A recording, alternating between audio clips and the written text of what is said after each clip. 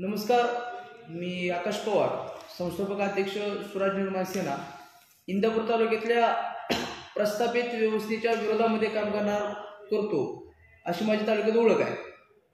खऱ्या अर्थानं सुरुवात करायची आपल्याला पत्रकार परिषदेमध्ये. पत्रकार परिषदेमध्ये आपण एकूण 6 विषयाला घेऊन पत्रकार परिषद सुरू करतोय. पहिला मुद्दा असा आहे की इंदापूर तालुक्यामध्ये रत्नपुरी मळा जो वालचक्र बाजूला आहे त्या मळ्यावरती शेतीमालाचे कामगार बऱ्याच दिवसापासून मी सुद्धा प्रयत्न करतोय. गेल्या वर्षी आम्ही आंदोलन सुद्धा केलं होतं. 15 ऑगस्ट रोजी आम्ही आंदोलन करतो आणि मागच्या महिन्यापूर्वी सुद्धा आंदोलन सुरू होतं. त्या ठिकाणी इंदापूर तालुक्याचे माजी सहकार मंत्री हर्षवर्धनजी पाटील साहेब, त्यांची कन्या अंकिता पाटील त्या ठिकाणी आल्या होत्या. त्यांनी तिथे शब्द दिला होता की महसूल मंत्र्यांची आम्ही वेळ घेऊ आणि कामगारांचा प्रश्न आम्ही मार्गी लावू. परंतु आज तागायपर्यंत शेती महामंडळाच्या कामगारांना घेऊन तिथे बैठक झाली नाही. त्यानंतर मी तिथे गेल्यानंतर मी त्यांना एक शब्द दिला होता की लवकरच आपण महसूल मंत्री साहेबांची भेट घेऊ आणि भेट घेऊन आपण त्या कामगाराच्या प्रश्नासंदर्भात बोलूया. त्यानंतर महसूल मंत्री साहेबांच्या कार्यालयातून दालनातून मला एक मेसेज आला अधिकृत की मला सध्या वेळ नाहीये, तर तुम्ही अप्पर जिल्हाधिकारी ज्योती कदम मॅडम पुण्याच्या त्यांच्याशी भेटा. त्यानंतर आम्ही तिथं गेलो. शेती महामंडळाचे कामगार माझ्याबरोबर होते, मी होतो. त्यांनी तिथं आम्हाला वेळ दिला. त्यानंतर आमची चर्चा झाली. त्यानंतर आम्ही शेती महामंडळाच्या कामगाराचा प्रस्ताव तयार केला आणि तो प्रस्ताव महसूल मंत्री कार्यालयामध्ये पाठवला. त्यानंतर मागील 2 दिवसापूर्वी त्या महसूल मंत्री साहेबांनी बैठक बोलवली.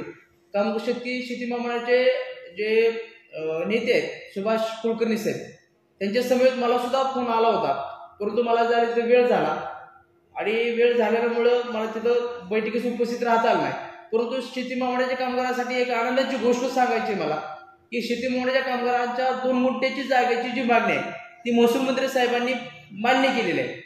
तालुक्यामध्ये दोन्ही आजीबाजी आमदारांना हे माहिती नाही, कारण राजकारण होतं, ह्याने श्रेय घ्यायचं त्याने श्रेय घ्यायचं. त्यामुळे त्यांना कोणालाही माहिती नसावं, कारण त्यांचे सोशल मीडियावर समाज माध्यमावरती लगेच व्हायरल केलं जातं. परंतु शेती महामंडळाच्या कामगारांना 2 गुंठे जागा दिली जाणार आहे. त्या संदर्भात सर्व निर्देश पुण्याच्या कार्यालयामध्ये देण्यात आलेले आहेत. त्यामुळं तिथं आपण केलेली जी मागणी होती ती मागणी खऱ्या अर्थानं पूर्ण झालेली आहे. त्यानंतर वालचंद्रच्या कामगारांचा प्रश्न अनेक वर्ष प्रलंबित आहे.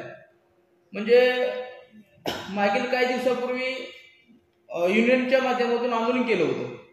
त्या युनियनच्या आंदोलनाच्या माध्यमातून तिथं आमदार हर्षवर्धनजी पाटील साहेब भेटीला आले होते आणि भेटल्यानंतर त्यांनी एक शब्द दिला की कामगार मंत्री जे सुरेशजी खाडे साहेब आहेत,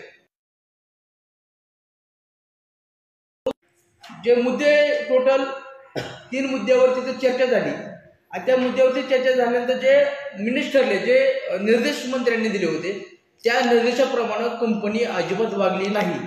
म्हणून कंपनीच्या कामगारांना पुन्हा एकदा आंदोलनाचा पवित्रा घ्यावा लागला आणि आंदोलन परत बसवण्यात आलं.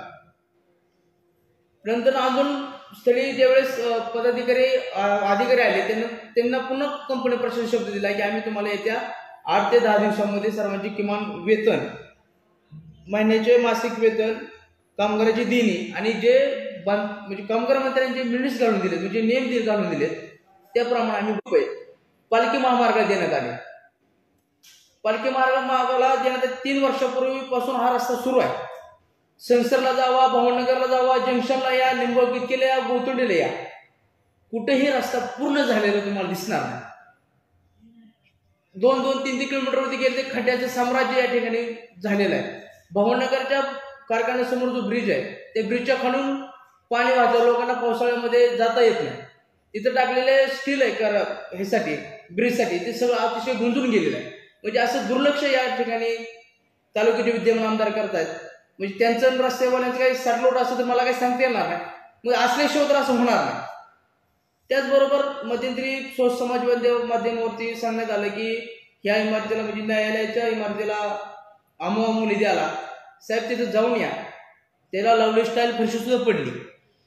म्हणजे असला भंगार विकास नको आहे ना. इकडे तुम्ही PWDची इमारत बघा, तुम्ही त्या पाठीमध्ये तिरंगा उभा केलेला आहे, तिथे जाऊ प्युअर ब्लॉक बघा, हाताने काय प्युअर ब्लॉक. म्हणजे असा विकास तुम्ही जर करत असाल तर ह्या कुठल्या प्रकारचा अर्थ या ठिकाणी राहणार नाही. तुम्ही कोणताही विकास करत असाल तो शाश्वत आणि क्वालिटीच करा. असं आमचं या पत्रकार परिषदेमधून माध्यमातून मागणी आहे. त्याचबरोबर इंदापूर तालुक्यामध्ये सर्व शेतकऱ्यांची उपजीविका म्हणून त्यांना उदरनिर्वाह करण्यासाठी दुधाचं खूप मोठ्या प्रमाणामध्ये उत्पादन केलं जातं. उत्पादक आहेत. गेल्या 3 वर्षापासून शासनानं 5 रुपये अनुदान जाहीर केलं, परंतु सोनाईसारखी इतकी मोठी दूध संस्था आपल्या तालुक्यामध्ये आहे. 3 वर्षापासून माझ्या माहितीप्रमाणे 3 वर्षापासून त्यांनी साधं अनुदान सुद्धा या ठिकाणी कोणत्या शेतकरी दिलं नाही. म्हणजे शेतकऱ्याच्या टाळूवरचं लोणी खाण्याचं काम या ठिकाणी सोनाई दूध संस्था करत असेल आणि ते लोक जर आम्हाला आमदार व्हायचं, आम्हाला आमदार व्हायचं असं म्हणत असेल तर मग ते बरोबर नाही. लोकांची शेतकऱ्यांची देणी द्या, नंतर तुम्हाला जे स्वप्न बघायचे बघा, असं माझं वैयक्तिक मत आहे. त्याचबरोबर मागील एक 8 दिवसा म्हणजे मागच्या 1-2-3 महिन्यापूर्वी आपल्या तालुक्यातून शेतकऱ्याचे जेव्हा जोड कारखाने 2 कारखाने आहेत, करमणुकी सहकारी साखर कारखाना, निरागमा सहकारी साखर कारखाना, तर या कारखान्यातील संचालक मंडळ या ठिकाणी दिल्ली दौऱ्याला गेली होती, अभ्यास दौऱ्याला गेली होती. तिथे जाऊन कोणता अभ्यास दौरा केला हे जाऊन तालुक्याला माहित नाही. म्हणजे तुम्ही ऊसाच्या संदर्भात गेला होता का साखरच्या संदर्भात गेला होता हे तर जनतेला सांगा ना, का शेतकऱ्याच्या जीवावरती आशारण करायला गेला होता हे तर तुम्ही स्पष्ट करावं.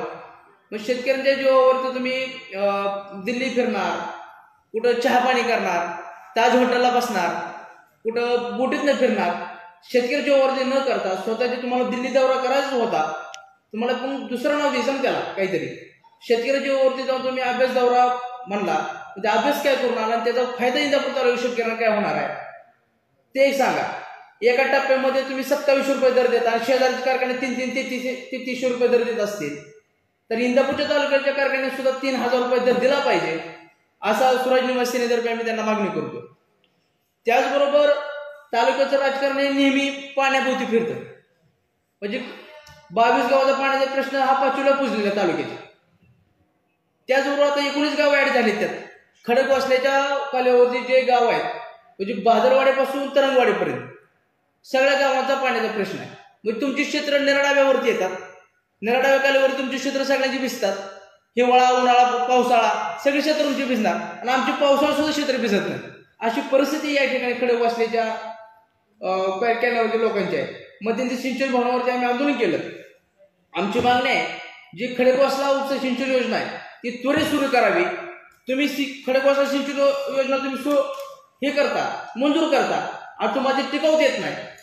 म्हणजे त्या पक्षामध्ये तुम्ही काम करून जलसंपदा मंत्री तुमच्या असून तुम्हाला योजना टिकवता आली नाही, हे सगळ्यात मोठं दुर्दैव आहे. आम्ही प्रस्ताव तर दाखल केलेलाच आहे जलसंपदा मंत्री देवेंद्र फडणवीस साहेब आहेत. तर तुम्ही दोघंही फडणवीस साहेब, तुम्ही तिकडे म्हणले की फडणवीस साहेब ठरवतील, अजित ठरवतील. अरे पाण्याचं कोणतं ठरवा ना, अजित तर ठरवतील ना तर फडणवीस ठरवतील, दोघं तर ठरवा, तिकडे ठरवतात. मग पाणी कधी येत नाही तालुक्याला? खडकवासल्याचं पाणी सर्व शेतकऱ्यांना आलं पाहिजे, 19 गावाला पाणी आलं पाहिजे. त्याचबरोबर संसर्गकडनं 22 गावं जे आहेत त्या गावाला सुद्धा पाणी, हक्काचं पाणी मिळालं पाहिजे अशी आमची या ठिकाणी मागणी करतो. आणि जर तुम्हाला काय विचारत असेल तर विचारा. आपण जे आता एक निरागमा सहकारी साखर कारखाने, करमणुकी सहकारी साखर कारखाना ह्यांनी एक दिल्ली दौरा केला एक साधारण 1-1.5 महिन्यापूर्वी. त्याला बरोबर शेतकऱ्याच्या जीवावरती, सभासदाच्या जीवावरती कारखाना उभा केला, तो शासनाचा कारखाना, सहकारी साखर कारखाना. तुम्ही दिल्लीला जाता, मग दिल्लीमध्ये ऊस उत्पादकाच्या संदर्भामध्ये, ऊसाच्या शेतीच्या संदर्भामध्ये तिथे अभ्यास काय केला? जो अभ्यास केला तो अभ्यास जो करून आला तो तुम्ही इथं मांडा, तालुका जनतेला, सभासदांना तुम्ही बोला. आता इंदापूर तालुक्याचे आजी माजी आमदार हे विकासाच्या मुद्द्याकडे न बघता स्वतःला आमदारकी मिळण्यासाठी, तिकीट मिळवण्यासाठी धडपडत आहेत. तर तुम्ही त्याच्यावरती सुद्धा टीका केलेली आहे. एक लक्षात घ्या, मी तुम्हाला तेच सांगितले की 22 गावाचा पाण्याच्या प्रश्नासाठी फडणवीस साहेबांकडे जात नाहीत. तिकिटासाठी फडणवीस साहेब ठरवतील, दादा ठरवतील. मग 22 गावाच्या पाण्याचे प्रश्न का ठरवत नाहीत? 41 गावाचा पाण्याचे प्रश्न तालुक्यात ते कोण ठरवणार? तुम्ही तिकिटासाठी फडणवीस साहेब म्हणतात ना, मुंबई म्हणजे फडणवीस साहेब ठरवतील, अजितदादा ठरवतील, तसं पाण्याचा बी कोणीतरी ठरवा. म्हणजे तालुक्याचा शेतकऱ्याचा पाण्याचा प्रश्न मिटवा. पाण्यासाठी तुम्ही काय तीव्र आंदोलन वगैरे सिंचन भवनावरती मागच्या महिन्यापूर्वी आंदोलन केले. येणाऱ्या काळामध्ये जर मी तर प्रस्ताव दाखल केलाय, येणाऱ्या 1-8 दिवसामध्ये जर प्रस्तावावरती काही उत्तर नाही मिळालं तर पाण्यासाठी खूप मोठं आंदोलन डाळ चौफुल्यामध्ये रस्ता रोकोच करण्याचं आमचं नियोजित आहे. आणि जी कामं आता तुमच्या बोलण्यात आले की कामं खराब झाली त्या कामावर काय तुम्ही आंदोलन वगैरे करणार आहात? आता ह्याच्यावरती रस्ते तक्रार असतील, दाखल पाणी असेल, इतर काही कामं असतील ती जी खराब झाली त्याच्यावर काय तुम्ही आंदोलन आता करणार? जे तुम्हाला मी सांगितलं भावनगर पासून ते तालुका हद्दीपर्यंत त्यावर तक्रार तर आपण दाखल केलेलीच आहे. तक्रारीचं उत्तर आपल्याला याची वाट बघतोय, त्यामध्ये काय होतंय ते पाहणं गरजेचं आहे. बघितल्यानंतर मग ते आंदोलन तर 100% करावंच लागतं, कारण आपला जन्मच आंदोलनासाठी झाला, संघर्ष करण्यासाठी झाला, त्यामुळं करावंच लागणार आंदोलन वगैरे सगळं गोष्टी. म्हणजे तुमचं असं म्हणणं आहे का की ज्यांना रस्त्याचा ठेका मिळाला त्या ठेकेदाराला दोन्ही राजकीय पक्षाचा बरदास्त आहे? 100% त्यांना काय देणं घेणं असणारच आहे, त्याशिवाय ते असं करू शकत नाही. अहो इतकं मोठं 3 वर्षाचं रस्त्याचं कामकाज सुरू आहे, दोघंही काय बोलत नाही. म्हणजे ह्यांची खडे पुरते, खडी ह्यांचीच, स्टील बी ह्यांचंच, गाड्या पण ह्यांच्यात.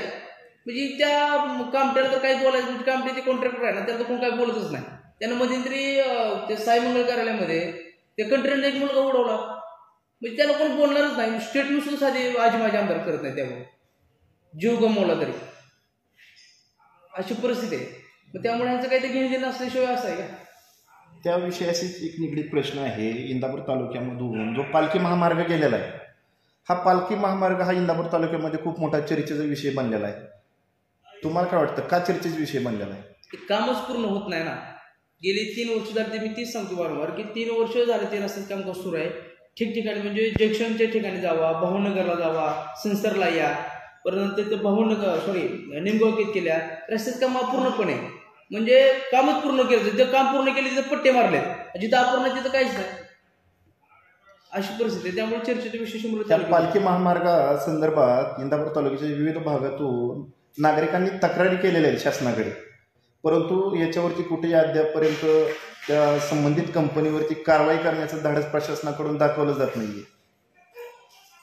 त्यामुळं काय होतंय, त्यांचं आणि तालुक्याच्या अधिकाऱ्यांचं संबंध आहे. वरून नागरिक तक्रार करतोय, खाली तालुक्याला आले की तर बाकीचे लोक हे करतात, तर दबाव आहे त्यांच्यावर. आपण या संदर्भात काय आवाज उठवणार आहे का? पालखी महामार्गासंदर्भात विविध तालुक्यातून विविध भागातून जे तक्रारी आल्या आहेत, याचा अद्यापपर्यंत कारवाई झाली नाही, याच्या संदर्भात आपण काय आवाज उठवणार आहे? या सर्व तक्रारदारांना मी भेटून एक मीटिंग घेऊन आम्ही सर्वजण एकत्र येऊन जंक्शन या ठिकाणी एक आंदोलन करण्याचं आमचं मानस आहे. आगामी येणाऱ्या विधानसभेमध्ये स्वराज्य निर्माण जे आपली हे आहे पक्ष आहे, ह्याच्या माध्यमातून आपण याच्या अगोदर डिक्लेअर केलेलं आहे की आमदारकी ही जे काय इथली जागा लढवली जाणार आहे, याच्यासाठी इंदापूर तालुक्यातून जो इच्छुक चेहरा आहे कोण आहे? स्वराज्य मासेना आता कालचा कार्यक्रम जर तुम्ही पाहिला असेल तर वंचित बहुजन आघाडी जे आहे त्यांच्याबरोबर सध्या आम्ही काम करतोय. म्हणजे बाळासाहेब, म्हणजे आदरणीय श्रद्धेय बाळासाहेबांनी सांगितलंय की एससी एस टीनं ओबीसीला मतदान करायचं आणि ओबीसीने एससी एस टीला मतदान करायचं. म्हणजे तालुक्याचा जो वंचित बहुजन आघाडीतर्फे जो उमेदवार कोणी दिला जाईल त्या उमेदवाराचं काम स्वराज्य मासेना करेल असं आम्ही ठरवलेलं आहे. संपूर्ण राज्यामध्ये आपल्या पक्षाच्या माध्यमातून किती जागा लढवल्या जातील? साधारणतः 3 जागा लढवण्याचा आमचा मानस आहे, मान, खटाव, सांगोला आणि इंदापूर.